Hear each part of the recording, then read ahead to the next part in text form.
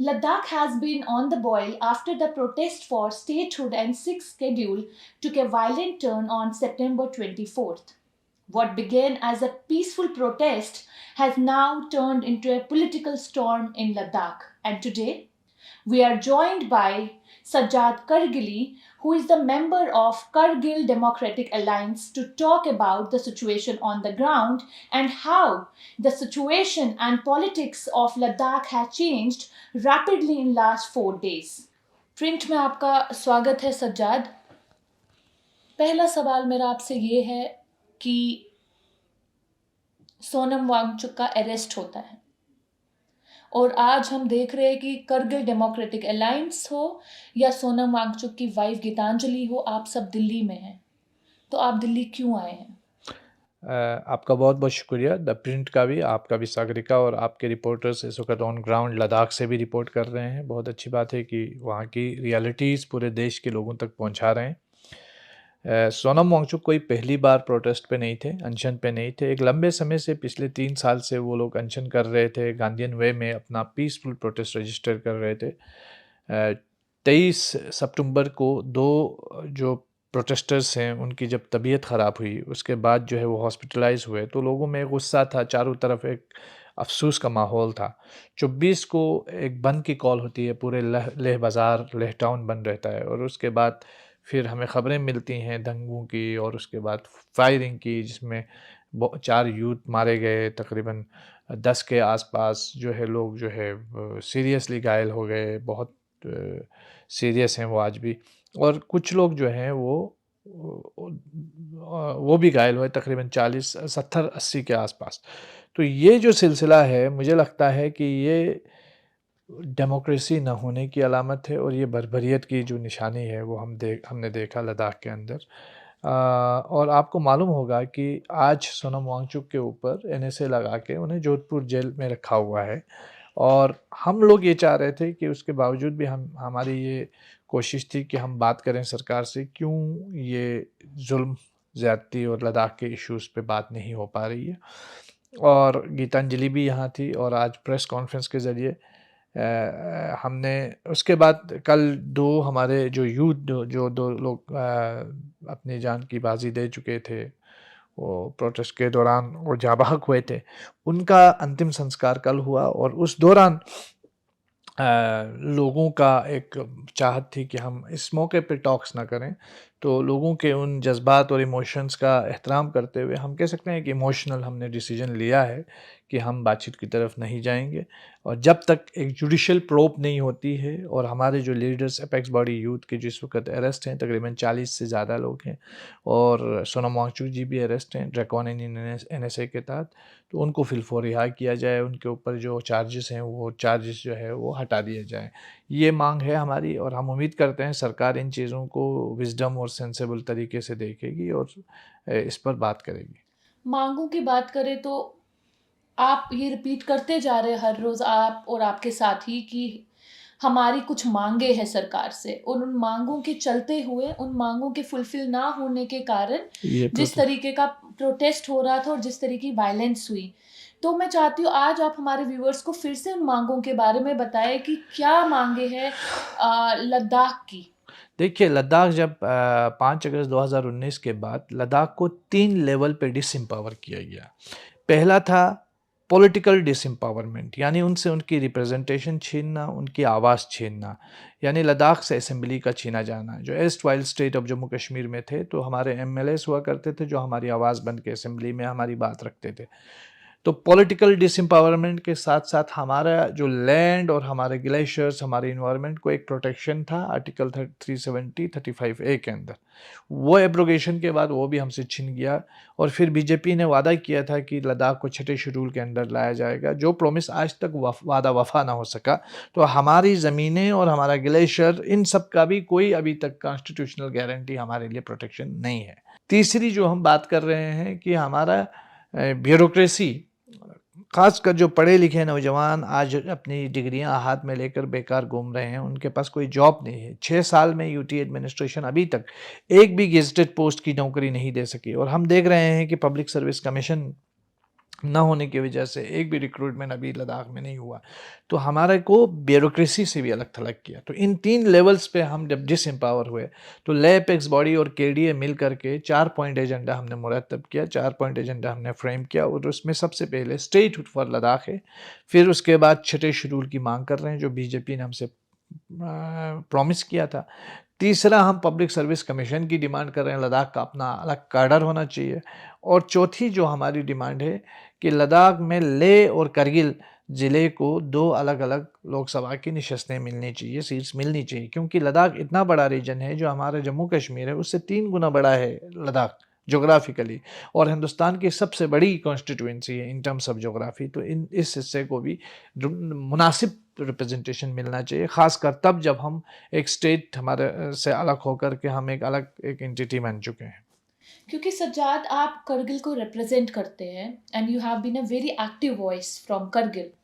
हमने देखा है from the very start that there has been some sort of differences between Leh and Kargil over several issues, true, right? True. और आप भी सोनम वांगचुक की बहुत सारी बातों से अग्री नहीं करते थे और बहुत सारी बातों से अग्री भी करते थे। पर आज ऐसा समय आ गया है जहाँ पे जो करगिल है, जो करगिल के रिप्रेजेंटेटिव्स हैं, वो सोनम वांगचुक के साथ खड़े हैं और उनकी आवाज़ बनकर आगे बढ़ रहे हैं। तो क्या ये एक पॉलिटिकल शेप ले रहा है और is it only cause based? देखिए, बेसिकली चीज़ ये है कि सोनम वांगचुक हो, मैं हूँ या कोई और है, तो हम सब लद्दाख के मूवमेंट का हिस्सा हैं और हमने 4 पॉइंट एजेंडे को हम सपोर्ट कर रहे हैं। तो ये सपोर्ट सिर्फ सोनम वांगचुक का सपोर्ट नहीं है, ये लद्दाख का सपोर्ट है और ये इस मूवमेंट के लिए सपोर्ट है, पहली चीज़। रही बात डिफरेंस ऑफ ओपिनियन की, तो यही डेमोक्रेसी की खूबसूरती है। हम ऐसा तो नहीं कर सकते हैं यूटी एडमिनिस्ट्रेशन की तरह की बंदूक चला करके उसके बाद भी अपनी ही बात सामने रखने दें और दूसरे को बात रखने न दें। जिस तरह गीतांजलि ने कहा कि हमें आज ऐसा लगा कि जैसे मुझे हाउस अरेस्ट करके रखा हुआ हो और मीडिया को घुसने नहीं दिया, उनके पास मिलने नहीं दिया जब वो लेह में थी। तो ऐसी डेमोक्रेसी तो हमको नहीं चाहिए। ठीक है, डिफरेंस ऑफ ओपिनियन है, हम तो आलोचक भी हैं, समर्थक भी हैं। आलोचक भी हम बिल्कुल खुले आँख कान खोलकर दिमाग से विथ रीज़न एंड लॉजिक कुछ चीज़ों पे डिफरेंस हो सकता है और कुछ चीज़ों पे एग्रीमेंट हो सकता है। लेकिन इस बात में ये देखिए, एपेक्स बॉडी में 5-10 ऑर्गेनाइजेशंस हैं, करगिल डेमोक्रेटिक अलायंस में भी तकरीबन 10 ऑर्गेनाइजेशंस हैं और इन सब का समूह जो बन जाता है वो 4 पॉइंट को लेकर के हम सब एक हैं। तो ये डिफरेंस ऑफ ओपिनियन रहती हैं, लेकिन आज हम देखते हैं कि पूरा लद्दाख एक पेज पे खड़ा है और अपनी 4 पॉइंट डिमांड्स को लेकर सोनम वांगचुक की गिरफ्तारी के ख़िलाफ़ और साथियों की गिरफ्तारी के ख़िलाफ़ हम लोग जो है अपनी आवाज़ उठा रहे हैं और उठाते रहेंगे। और ये 4 डिमांड्स पूरे लद्दाख के आवाम की सेंटिमेंट को रिप्रेजेंट करती हैं। एलजी की बात की जाए, जो लद्दाख के एलजी है कविंदर गुप्ता, उन्होंने कल एक स्टेटमेंट में बोला जी, कि जी। अगर पुलिस ने फायरिंग ना की होती तो जी। पूरा ले जो है वो जल जाता। मुझे लगता है उस पे कि आप क्या कहेंगे? नहीं, ये बहुत बदकिस्मती है कि मुझे लगता है ये सच्चाई से काफ़ी दूर है। अगर पुलिस क़ब्ल अज़ वक़्त सिक्योरिटी इंतज़ामात करते, जैसे कि उन्होंने ख़ुद कहा कि हमें इंटेल थी, डीजीपी साहब की प्रेस कॉन्फ्रेंस में था, हमें इंटेल थी कि इस तरह का हादसात होने वाले हैं, और 1 महीने पहले जैसे इन्होंने सीआरपीएफ की बटालियन वहाँ लाई। अगर इनका सिक्योरिटी फेलियर है एक्चुअली, जिसे छुपाया जा रहा है, तो एक्चुअली अगर शुरू में ही इन्होंने सिक्योरिटी को टाइट किया होता, कर्फ्यू इम्पोज़ किया होता, या फिर इन्होंने वो जो वाटर कैनन या फिर उसके बाद बैरिकेडिंग की होती, तो ये गोली चलाने की नौबत भी नहीं आती। तो ये स्टेटमेंट भी देने की नौबत नहीं आती कि लद्दाख जल जाता। तो मुझे लगता है कि सिक्योरिटी फेलियर्स और फिर उसके बाद इंटेलिजेंस फेलियर, इन तमाम रीज़न्स की वजह से यहाँ ये बात पहुँची है कि अब सरकार अपना मुँह छुपा नहीं सकती है, क्योंकि उन्होंने एक पूर्व सैनिक का कत्ल किया है, उन्होंने 4 लोगों को मारा है, उन्होंने हमारे दसियों जवानों को गिरफ्तार किया हुआ है, दसियों को उन्होंने ज़ख्मी किया हुआ है। तो वो इस सच्चाई से पीछे नहीं हट सकते और हम एक लोकतंत्र देश में रहते हैं। ज़ाहिर सी बात है, यूटी लद्दाख में जंगल राज होगा, लेकिन देश में जंगल राज नहीं है, कानून आज भी ज़िंदा है। तो हम उम्मीद करते हैं इस देश के लोगों पर हमें भरोसा है। जिस देश के लद्दाख के लोगों को खामोश करने की सियासत हो रही थी, आज शुक्र है कि पूरा हिंदुस्तान लद्दाख के बारे में जान रहा है और लद्दाख का समर्थन कर रहा है। सज्जाद, मेरा आपसे ये सवाल है कि जैसे ही आपको वायलेंस का पता चला, आप करगिल से ले आए, जी हॉस्पिटल गए, जिनकी मौत हुई उनके घर गए, तो फैमिलीज़ ने क्या बोला आपको और क्या हालात है, क्या बातें हो रही हैं? देखिए ना, हमने देखा कि बहुत बर्बरियत उन लोगों पे की गई। हमें बताया गया फैमिलीज़ की तरफ से, जो हमारे 4 जवान मारे गए थे, उनके सरों पे गोली लगी है, उनके चेस्ट पे गोली लगी है और उनके किडनी साइड में इधर गोली लगी है, लंग्स साइड में, और बहुत बुरी तरीके से बर्बरियत की गई है और हेलमेट के ऊपर गोली मार दी गई है, जो बता रहे थे हमें। और ये बड़ी जुल्म है, ऐसा तो कहीं नहीं होता है लाक़ानूनियत। और साथ ही साथ देखिए, जब भी प्रोटेस्ट को डील करना होता है कहीं पे भी, तो हमने देखा है, हमने काफ़ी स्टूडेंट लाइफ में भी काफ़ी प्रोटेस्ट किए हैं, तो वाटर कैनन का इस्तेमाल होता है, फिर पुलिस को ज़्यादा तंग आए तो वो लाठियों का इस्तेमाल करते हैं, फिर ज़्यादा तंग आए तो बैरिकेडिंग वैरिकेडिंग लगा लेते हैं, उससे ज़्यादा परेशान हो गए तो फिर टीयर शेल चलाते हैं, फिर हवा में फायर करते हैं, फिर गोली चलाने की नौबत आए तो पैर में गोली शूट की जाती है। तो ये कैसा जुल्म है कि आप सर पे गोली मार रहे हैं, सीने में गोली मार रहे हैं, आप पेट पे गोली मार रहे हैं। तो ये जो बर्बरियत है, ये बहुत हौलनाक थी। लद्दाख के लोगों में इन चीज़ों को लेकर बहुत गुस्सा है। वायलेंस की बात की जाए, पुलिस फायरिंग की बात की जाए, तो ग्राउंड पे क्या सेंटिमेंट है? आप कल ही करगिल और लेह भी गए थे, वहाँ से आ रहे हैं। What is the sentiment on the sentiment ground? लोगों में गुस्सा है। हमें लग रहा है कि सरकार हमें दीवार पे धकेल रही है, हमें अपना नहीं समझ रही है और हमें एक बैरूनी शख्स के तौर पर या एक बाहर के आदमी की तरह ट्रीट कर रही है, हमें इस देश के नागरिक की तरह ट्रीट नहीं कर रही है। ये लोगों के अंदर फीलिंग है और सेंस ऑफ डिसअपॉइंटमेंट और सेंस ऑफ ट्रस्ट डिफिसिट जो है वो बढ़ रहा है लोगों में, जब जिसे रोकने की ज़रूरत है, क्योंकि लद्दाख एक बहुत सेंसिटिव रीजन है। जब लद्दाख का सेपरेशन हुआ जम्मू और कश्मीर से after the abrogation of article 317 जी, जी। 370, तब ये बोला गया था Ladakh was divided into two कि- तबकाज, टू पार्ट्स। एक पार्ट था लेह का, जिसमें सोनम वांगचुक सेलिब्रेट कर रहे थे the separation of Ladakh and from Jammu and Kashmir, और एक करगिल का हिस्सा था जो बोल रहे थे कि हम अभी भी जम्मू एंड कश्मीर के साथ रहना चाहते हैं। जी, जी। ठीक है, सरकार ने बोला कि अब लद्दाख अलग हो गया है, तो अब you will get everything that you wanted. जी, जी। 5 अगस्त के बाद अभी तक लद्दाख में क्या तब्दीली आई है? पहली चीज़ तो ये है कि जो हमारे पास रिप्रेजेंटेशन थी, एमएलएस हुआ करते थे, वो अब नहीं है, ये तब्दीली आई है। एक पब्लिक सर्विस कमीशन के तहत हमें जॉब्स मिलती थी, वो जॉब्स नहीं है। एक हायर एजुकेशन डिपार्टमेंट होता था, उस हायर एजुकेशन डिपार्टमेंट के अंदर भी रिक्रूटमेंट्स होते, वो सारी चीज़ें अब हमसे ख़त्म हो गई। यानी हमारा और हमारी ज़मीनों के जो हुकूक थे, वो हमारे पास थे, वो हमसे ख़त्म हो गए। ये जो बाइफरकेशन हुआ है, ये हमें बिट्रे किया गया है, हमें ठगा गया है। और the idea of union territory has failed to address the issues of the people of Ladakh, और ये आइडिया ख़त्म हो चुका है। इसका मुझे लगता है कि ये सिस्टम फेल हो चुका है हमारे एस्पिरेशंस को फुलफिल करने में। आज लद्दाख में ना कोई ढंग की यूनिवर्सिटी है, ना ढंग का कोई रिसर्च सेंटर है, ना हमारे पास पब्लिक सर्विस कमीशन है, ना हमारे पास असेंबली रिप्रेजेंटेशन है, ना हमारी ज़मीनों को कोई संरक्षण है, ना हमारे पास कोई एग्रीकल्चर यूनिवर्सिटी है, ना हमारे पास कोई बड़ा सुपर स्पेशलिटी हॉस्पिटल है।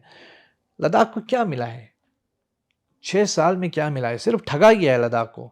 आप बॉलीवुड की 2-4 शूटिंग करके 2-4 फेस्टिवल मनाने से लद्दाख का विकास नहीं होगा। लद्दाख का वहाँ के हेल्थ कंडीशन देखिए, वहाँ का आप एजुकेशन इंफ्रास्ट्रक्चर देखिए, वहाँ का आप लोगों का वॉइस देखिए, किस तरीके से लोगों के वॉइस को साइडलाइन किया जा रहा है।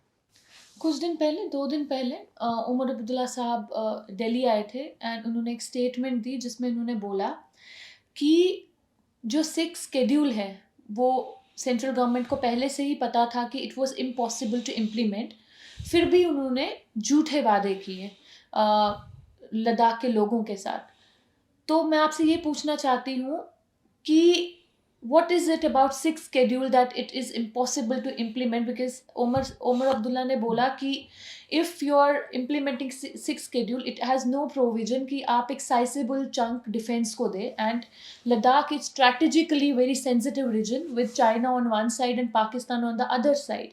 तो इस पे आपको क्या कहना है? मुझे नहीं लगता है कि इसमें कुछ ज़्यादा कोई इसमें ये है, वो इसलिए क्योंकि देखिए लद्दाख में आज भी जो जो डिफेंस को एक्वायर करनी थी ज़मीन, वो ऑलरेडी डिफेंस ने एक्वायर की है।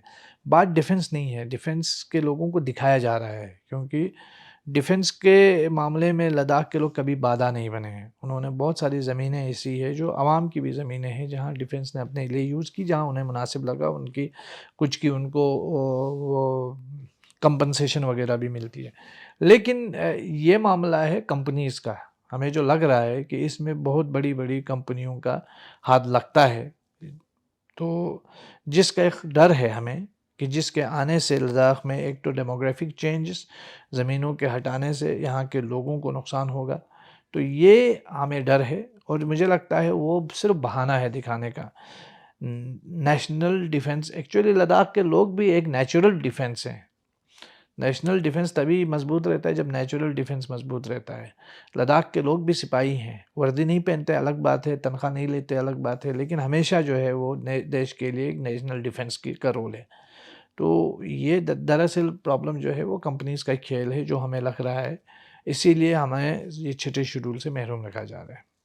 Apex body ने कल statement the that they will not continue talks with the center until there will be no judicial probe and हाँ। So what is the future for? Future action क्या होगा? Future action apex body से बात करेंगे तो, और बैठ के उनसे इस मसले पे बात करेंगे। और मुझे लगता है, ये मेरा पर्सनल ख्याल है कि मुझे लगता है हमें और एपेक्स बॉडी को चाहिए कि एक टाइम दें सरकार को कि इस मुद्दत तक आप जुडिशल प्रोब करें, और अगर इसके बाद भी नहीं होती है तो फिर हम अपना आंदोलन शुरू करें फिर से।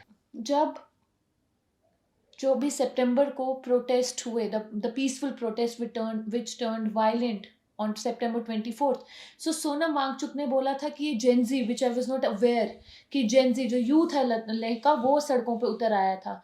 तो ये जो जेनजी प्रोटेस्ट की बात हो रही है तब से, और फिर लिंक किया जा रहा है सोनम वांगचुक को भी, हमने देखा आप बोल रहे हैं कि there is a Pakistani connection, फिर बोल रहे चाइनीज कनेक्शन, इस सब पे आपको क्या बोलना है? मैं तो हैरान हूँ कि इस देश में एक सोनम वांगचुक ही है जिसके इतने मुल्कों के साथ एक साथ कनेक्शन है, जिसे चाइनीज़ भी बताया जा रहा है, CIA भी बताया जा रहा है, पाकिस्तान भी बताया जा रहा है।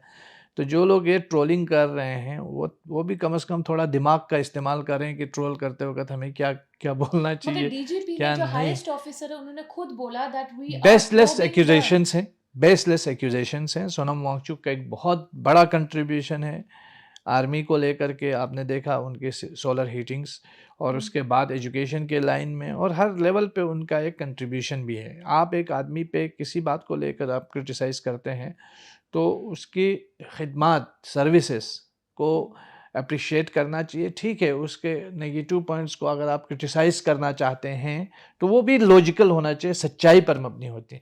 ये तो लद्दाख का एक बच्चा भी इस चीज़ को रिजेक्ट करेगा, क्योंकि हमें मालूम है कि लद्दाख में किस मिजाज के लोग हैं, किस तबीयत के लोग हैं। तो सोनम वांगचुक सबसे प्यारा लग रहा था इसी यूटी एडमिनिस्ट्रेशन को जब वो जो है वो 370 के एब्रोगेशन को सपोर्ट कर रहा था, और बहुत सारे लोग इवन हमारे फॉर्मर वाइस प्रेसिडेंट साहब ने भी उनको अवार्ड दे दिए और कई जगहों पे उन्हें बुलाया जाता था। लेकिन आज जो ही लद्दाखियों के हक़ की बात की, कंपनीज़ के एक्सप्लॉइटेशन पे बात की, तो उन्हें निशाना बनाया जा रहा है। तो ये मुझे लगता है सरासर बेसलेस एक्यूजेशन है, इसकी कोई सच्चाई नहीं। क्या लगता है आपको कि सोनम वांगचुक का जो अरेस्ट है वो एक प्रेसिडेंट सेट करता है लद्दाख के लिए? मुझे लगता है कि लद्दाखियों को डराने की एक कोशिश है, लेकिन मुझे इससे मज़ीद सेंस ऑफ एलिनेशन बढ़ेगा और सेंस ऑफ फ्रस्ट्रेशन बढ़ेगा लोगों में। सरकार को लद्दाख जैसे हसास रीजन को थोड़ा सेंसिबल तरीके से लेने की ज़रूरत है, क्योंकि ये दो हॉस्टाइल ताकतों की सरहदों को जोड़ता है। यहाँ के लोग हमेशा देश के साथ वफ़ादार रहे हैं, और अब जो है इस इलाके को मज़ीद जो है लोगों को ये फीलिंग दिलाना कि you are a second class citizen, तो ये मुझे लगता है नाइंसाफ़ी होगी लद्दाख के लोगों के साथ। Thank you for speaking to us Sajjad. Thank you Sagarika.